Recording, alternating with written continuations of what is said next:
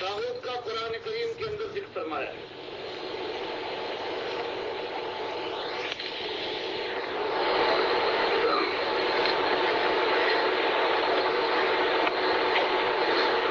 ارشاد فرمایا جا رہا ہے کہ والذین اجتنبوا الطاغوت ان یعبدوها وانابوا الی اللہ لهم البشرى فبشر عباد الذین یستمعون القول ویتبعون احسنہ اولئک الذین ہداهم اللہ واولئک هم اولو الالباب.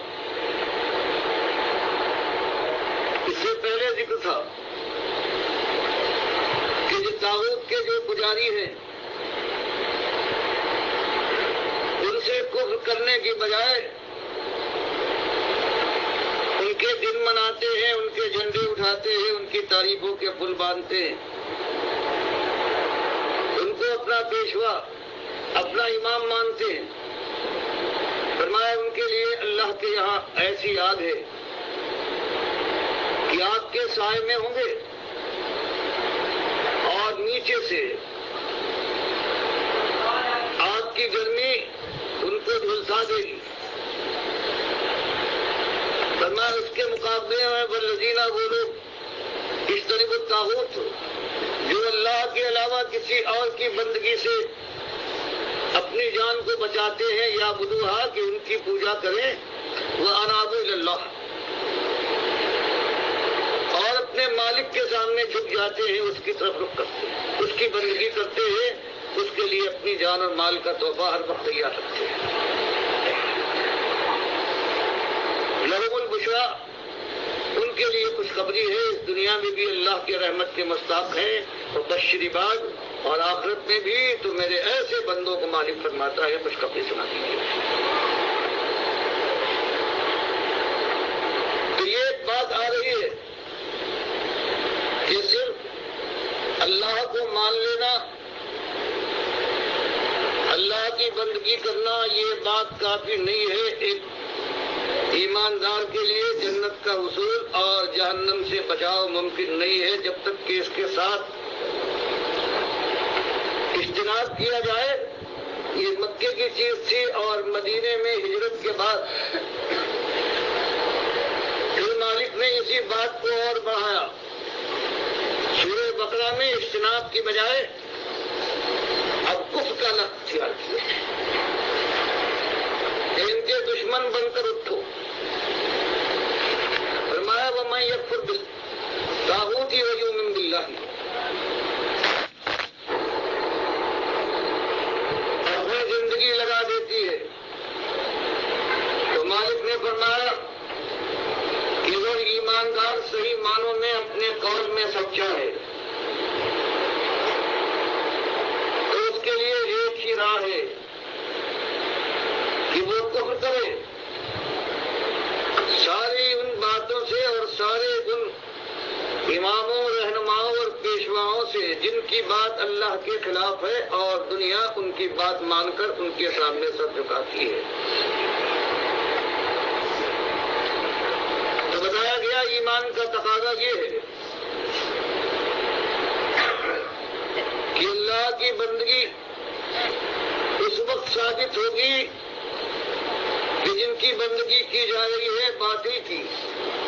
اس کا کفر کیا جائے, اس کا انکار کیا جائے. اور بات صاف ہے جن کی بندگی ہو رہی ہے اگر انہوں نے اس کی دعوت دی تھی, اس کا پرچار کیا تھا, جیسے آج بدقسمتی سے اس امت کے جو آج بڑے امام اور پیشوا مانے جاتے ہیں جن کی باتوں کو میں نے ان کی کتابوں کے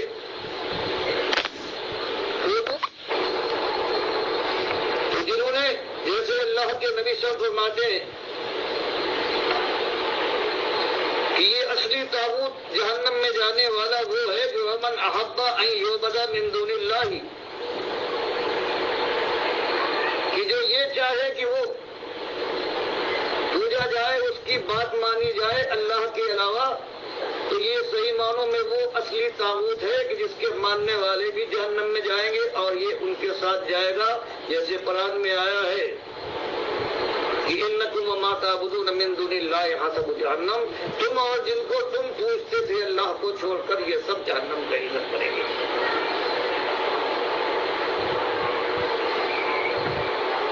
اور یہ طاغوت صرف وہی نہیں ہے کہ جس کے سامنے سر جھکایا جائے، ماتھا ٹیک دیا جائے، نظر و نیاز ہو، بلکہ اللہ کے نبی صلی اللہ علیہ وسلم نے قرآن کی اس آیت کی تفسیر بتائی ہے کہ اگر ان کی بات مان لی جائے اللہ کے مقابلے میں تو وہ رب ہیں، وہ صحیح معنوں میں اصلی طاغوت بن جاتے ہیں۔ یہ اہل کتاب کے لیے اللہ نے فرمایا اتخذوا احبارهم ورهبانهم اربابا من دون اللہ، ان اہل کتاب نے اپنے پیروں اور مولویوں کو رب بنا لیا ہے اللہ کے مقابلے میں۔ تو حضرت عدی ابن حاتم طائی رضی اللہ تعالیٰ عنہ جو اب ایمان لائے تھے، سن 9 ہجری میں ایمان لائے، جو عیسائی تھے، انہوں نے کہا کہ ہم نے تو اپنے پیروں اور مولویوں کو رب نہیں بنایا۔ تو آپ نبی صلی اللہ علیہ وسلم نے فرمایا کیا ایسا نہیں ہوتا کہ تمہارا کوئی مشہور پیر، کوئی بڑا عالم کوئی ایسا فتویٰ دے دے جو تمہاری کتاب جس کو تم کتاب مانتے تھے اللہ کی اس کے خلاف ہو، تو کیا تم کتاب کی بات اس وقت مانتے تھے یا اپنے پیر اور بڑے مولوی کی؟ تو عدی ابن حاتم طائی نے کہا تب تو ہم بات اپنے بڑے کی مانتے تھے، ورنہ یہی ہے ارباب من دون اللہ، رب بنا لینا۔ تو یہ جو رب بنتا ہے، جو طاغوت جس کی بندگی کی جاتی ہے، طاغوت کی جو تفسیر بیان کی گئی ہے 5 6 7 معنوں میں اندر ایک یہ بھی ہے کہ میں یعبد من دون اللہ، کہ جو اللہ کے علاوہ جس کی پوجا کی جائے تو پوجا اس معنوں میں بھی اگر اس کی بات مانی جائے، اللہ کی بات نہ مانی جائے تو وہ بھی رب ہے۔ اور یہاں اللہ نے یہی فرمایا ہے کہ ایمان اسی وقت صحیح ایمان اللہ کی بارگاہ اور پیمانے پر ثابت ہوگا۔ یہ مومن ہے تو وہ اللہ کے ان دشمن طاغوتوں سے جن کی بات دنیا میں چل رہی ہے، جن کے فیصلے کو لوگ اپنی سراخوں پر چلا دیتے ہیں، اللہ کی کتاب اور اس کے نبی صلی اللہ علیہ وسلم کی بات کو پسے پوش ڈال دیتے ہیں، فرمایا ان سے کفر لازم ہے۔ اور یہ بات بالکل صاف ہے، اللہ کی کتاب کے خلاف جو فیصلہ کرنے والے ہوں یا بلانے والے ہوں تو وہ کافر ہیں، ان سے وہ کافر بھی ہوں گے اور ان کی بندگی کفر بھی ہے اور ان سے کفر کرنا لازم ہے۔ فرمایا یہ ہمت ور اگر اس انداز سے ایمان لاتا ہے وَيُؤْمِنْ بِاللَّهِ، اور پھر اللہ پر ایمان لانے کا دعویٰ کرتا ہے اور ایمان لایا ہے فَقَدِ اسْتَمْسَكَ بِالْعُرْوَةِ الْوُثْقَىٰ لَا انْفِصَامَ لَهَا، یہ صحیح معنوں میں اس نے ایسا حلقہ پکڑا ہے کہ کبھی گمراہ نہ ہوگا، کبھی نہ ٹوٹے گا اور نہ ہاتھ سے چھوٹے گا، اور پھر اللہ اس کا ولی ہو جائے گا۔ اللہ ولی الذین آمنوا، ایسے ایمانداروں کا اللہ حامی اور ناصر ہے۔ اور یخرجہم من الظلمات الی النور، تو کہیں کسی مشکل میں، کسی مخمصے میں، کسی حرج میں وہ پھنس جائیں تاریکی کے اندر، وہ اللہ کے خلاف کوئی بات ہو تو مالک کا وعدہ ہے کہ ہم دستگیری کریں گے، ہم ان کو اندھیروں سے نکال کر نور کی طرف، اللہ کی بندگی اور اللہ کی بات کی طرف لے آئیں گے۔ اور وہ لوگ جو اس طرح سے دعوے چاہے کتنے بڑے دعوے کرے ایمان کے، لیکن جن کے اندر ہمت یہ نہیں ہے کہ طاغوت کا وہ کفر کرے، تو وہ اللہ کی نگاہ میں مومن نہیں ہے، کیونکہ وہ اللہ کے مقابلے میں کچھ اور بھی ہے جن کی وہ عظمت کے ماننے والے، ان کے وقار کے ہم رکھوالے ہیں اور ان کو اپنا پیشوا اور امام بناتے، ان کو اپنا ولی سمجھتے ہیں۔ تو مالک فرماتا ہے